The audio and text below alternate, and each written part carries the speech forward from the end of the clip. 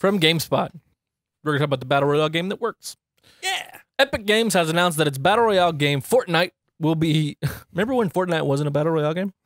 Remember when Fortnite was a building game where you fight zombies? Yeah. Fortnite will be updated to support cross-play, cross-progression, and cross-purchase between Xbox One, PC, Mac, and iOS versions of the game. Furthermore, support for these features will be added to the Android versions in the next few months.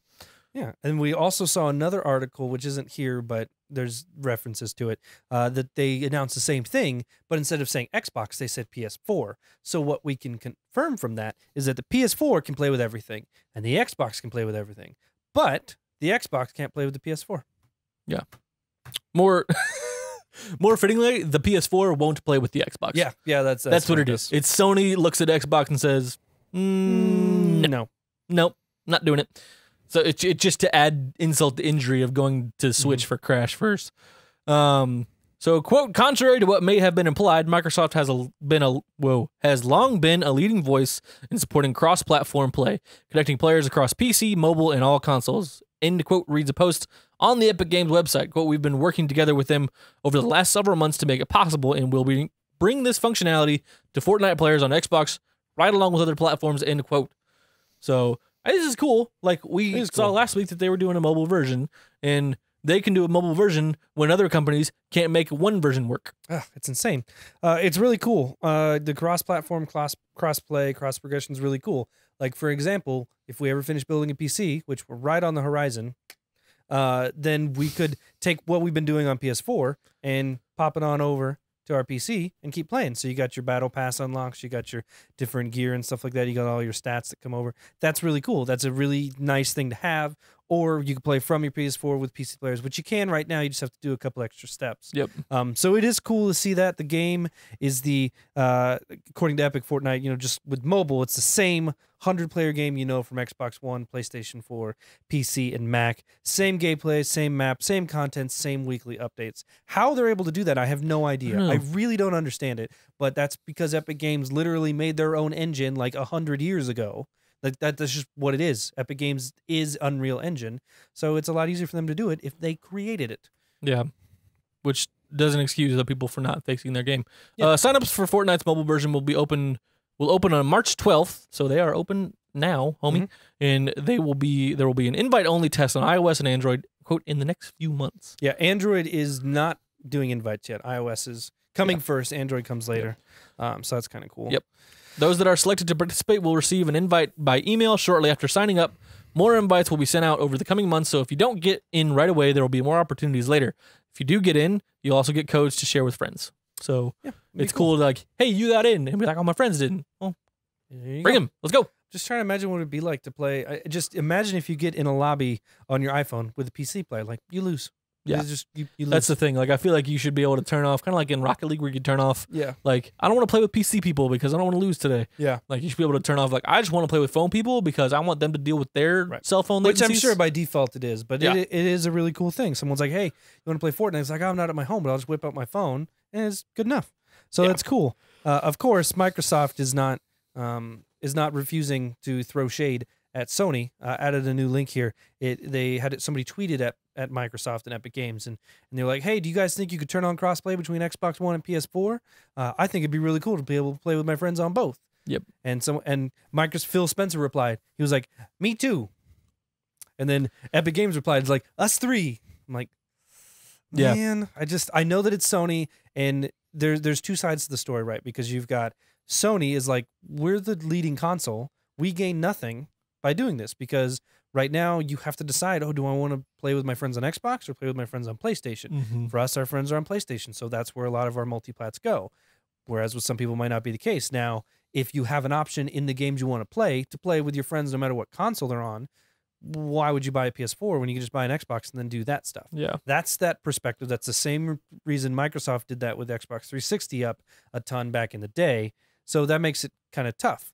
But I saw someone else who was like, well, the only reason Microsoft didn't do cross-platform before is because they had all their own servers and they were having people pay for Xbox Live and Sony wasn't. Sony's servers couldn't handle that. I'm like, Well, I mean, that's technically could be true, I suppose. So it's one option as to why Microsoft did it Pretty before. weak reason. I don't think it is. I think it's the same exact reason Sony's not doing it now. I feel like it's just Sony being like, hey, remember that time you didn't let us do that? Oh yeah, they're being Yeah. petty. Remember that time that Very petty. we're more than double your consoles and we're in the hundreds of millions?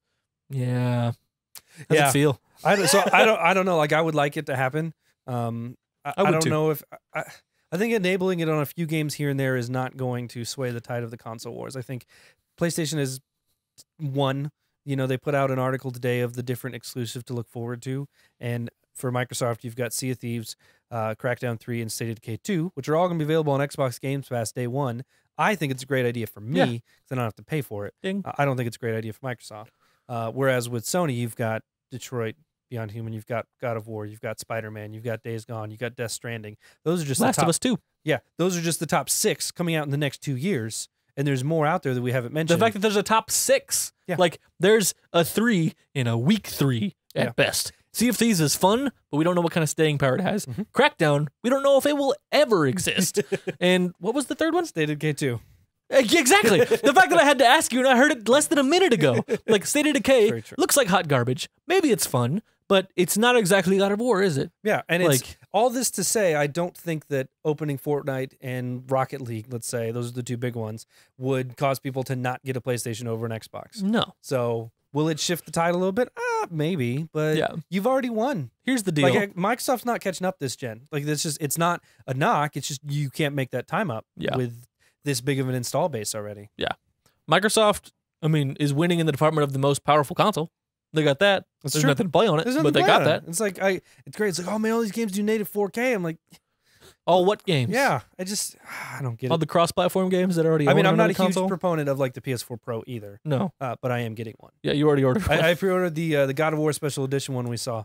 It looks amazing. I'm really excited for it. My launch PS4 is showing its age. It kicks the fans into high gear like watching Netflix. So like it's like about time to like I thought about it's like, oh, I could take it apart and I could replace the stuff you put on the CPU to make thermal paste. I could replace the thermal paste. I'm like, if I'm gonna do all that, like just no. Like I It's don't not want to that do expensive to replace a console. It's not fun. Like it's so I'm I mean, it's probably, expensive, I'm but- probably going to do it anyways because it's going to turn into a Blu-ray player for another room in the house. But Yeah. just found the opportunity. I finally found like I've been waiting for a special edition PS4 that looked awesome, and the God of War one looks amazing.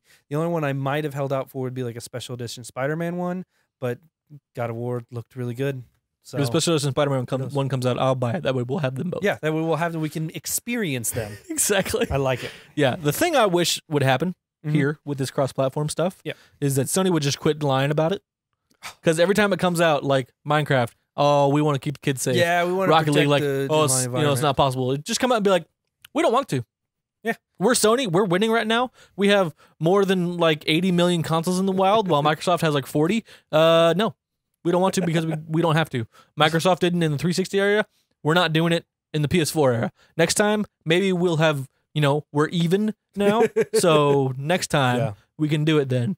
But I want Shuhei Yoshida or Sean Layden to walk out and be like, nah, That'd be nice. we're good. I like Just it. like to get on stage with Phil Spencer and be like, it's nothing personal, dude. Like, next console, let's talk. But we had to do I this, like it. just so you know. Just right at E3 2018. Yeah. I like it. That's perfect. But They would never do that, but man, it would be funny. no. I would retweet that video. Oh, yeah, we have one more story. Yeah, we do. I thought we were done. No, this is the last. I minute make edition. these notes. I know, right? All right. Next story from gamesindustry.biz. If you're never there, guys, check it out. That's a cool website, but it is usually a lot more long form articles. Right. So be warned before going there. Yeah. The Swedish independent studio Fat Shark launched the game for PC on March 8th and has already surpassed 500,000 sales. And by that game, I mean Warhammer Vermintide 2. That's right. So I realized I didn't put the name in the No, you're good. opening thing, but just 4 days. Fat Shark. 4 days they sold 500,000 copies. 500,000 copies in 4 days. Yeah, it's interesting. We definitely Do pooped that on math. this game last week when we talked about it. We're never releasing. wrong. We're never wrong. But for real, I mean, Warhammer is not like a typical series that we see a lot from. We see them from time to time, but this is Vermintide reached the 500,000 sales mark 6 months after it launched in October 2015. The first game, Warhammer End Times Vermintide. I'm not really sure what the game is about, other than you're murdering a bunch of weird animals, fighting giant rats. It's very much a hack and slash, like first person, so not third person like you would normally see, like in a Devil May Cry kind of thing or Bayonetta. But it's very visceral first person. We've been watching one of our friends, Stone Man, play it live. Twitch.tv/Stoneman Live. Yes, the Stoneman Live. Stone Man Live.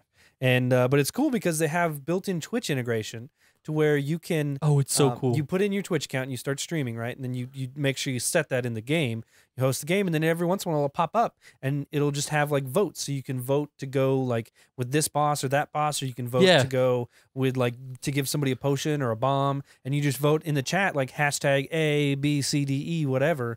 It's really cool. It gives you some interaction with your players. It's with really your cool, like as a and- viewer, because I was watching Stillman play the other day, and so it was constantly like it's like every 30 seconds. Oh yeah, this thing pops up. So it's not like every 5 or 10 minutes. It's like they're fighting a boss, and an option pops up and says, "Hey, do you want them to go on a treasure hunt and there's no boss, or do you want them to fight a boss that spits green fire?" Right. Like I want them to fight a boss that spits green while fire. they're already fighting a boss. Yeah. It does not wait for them to finish. It's like, okay, next step. Yeah. While you're fighting this guy. It pops up and it's like, hey, they're fighting that guy that spits green fire. Do you want them to get a health potion, or do you want to release a horde on them? I want to release a horde on them. Of course I want to do that. Yeah, yeah. And every now and then it's like, oh yeah, okay, we'll give. Like you can have some rest. Yeah, but it was fun. It was a good time. It was kind of exciting to see. The game is like visceral is the only way really we can cool. figure out to describe it. It's just in your face, just hacking away and slashing even. It just looked really good. So if you had to put those words together. Yeah. We're going to go back and check out because they had Warhammer End Times Vermintide on Games with Gold last month. Yeah. So it's in my queue. And so I'm like, okay, maybe I need to actually go check that out. But no release date for console yet. It is currently, like we said, out on PC last week. They said it would come out soon after on consoles. The first one was out on them. So who knows how long that's going to take. It was interesting. Further in the article, they talked about kind of what's kind of contributing to the success of a game that bears the Warhammer name. Right. Because Warhammer is really popular. So games industry spoke to Wallen recently about making a Vermintide 2 and the importance of developer retaining control even with a license as popular as Warhammer. This quote, controlling your release dates is so important. We self-funded our game and self-published it, which gave us the freedom over our release dates. Mm-hmm. Like now, we feel the game is really fun to play, so we can release it.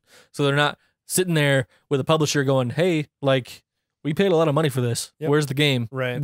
It's supposed to be out, like, now. You get no more delays. They're like, no, like, it's not ready yet. So the biggest issue with the licensed properties is that you have to fit in with a book release or a movie release or the start of a TV series, and you often end up releasing the game no matter if it's good or bad. Mm-hmm. That's the key thing Games Workshop has learned over the years. Those games do well, really, if they are good games, and that takes time to do. They have learned that pushing stuff out too early is the best way to destroy a game.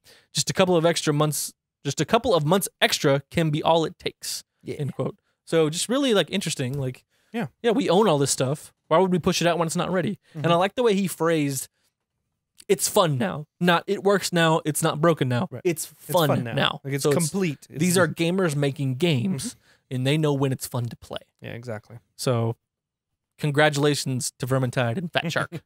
I like it. It's exciting. We're going to check it out.